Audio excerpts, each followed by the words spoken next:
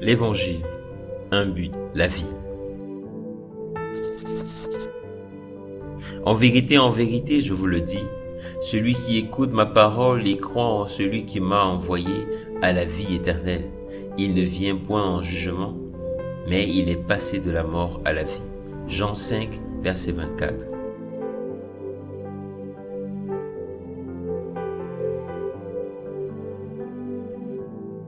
La vie.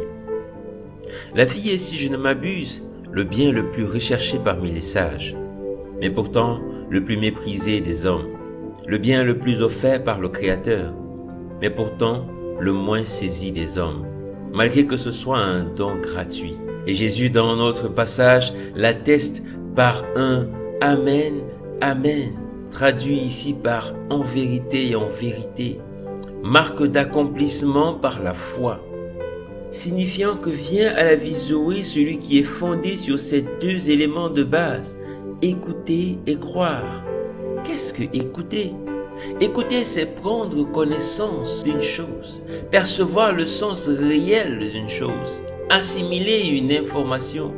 Par le Saint-Esprit qui vit en toi, tu es capable d'écouter la parole de Jésus, la vérité du royaume, la bonne nouvelle. Cette écoute se fait de différentes manières selon la grâce et la sensibilité accordées à chacun par le Seigneur. Lecture biblique pour certains, observation de la nature pour d'autres, songe et bien plus encore. Et croire, qu'est-ce que c'est? Croire, c'est faire confiance, être persuadé d'une chose, placer sa confiance en une chose ou en quelqu'un, donner un entier crédit à quelqu'un ou à quelque chose. Et la personne ici visée est Dieu.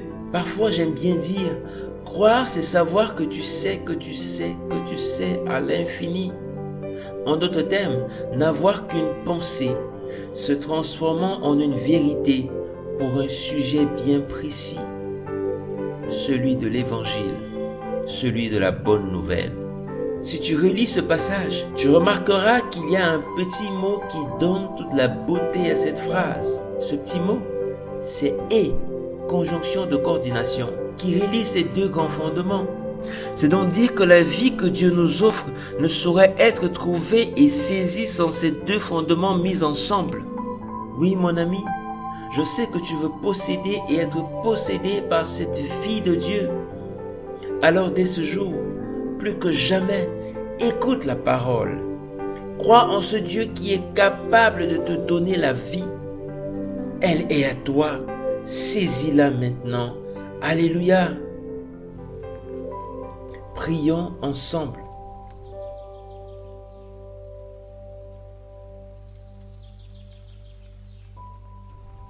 Tendre Père Céleste, juste amour, je te dis merci pour ta parole. Elle me sanctifie et me donne de la connaître et de l'accepter mieux qu'hier, afin de vivre la véritable vie de Dieu en moi, Zoé. Merci pour ton amour, Père. Merci pour ta fidélité au Saint-Esprit. Au nom de Jésus, j'ai prié. Amen. Merci et à bientôt pour un nouveau partage. N'oublie pas de t'abonner, de liker et de partager. Que Dieu te bénisse, mon ami.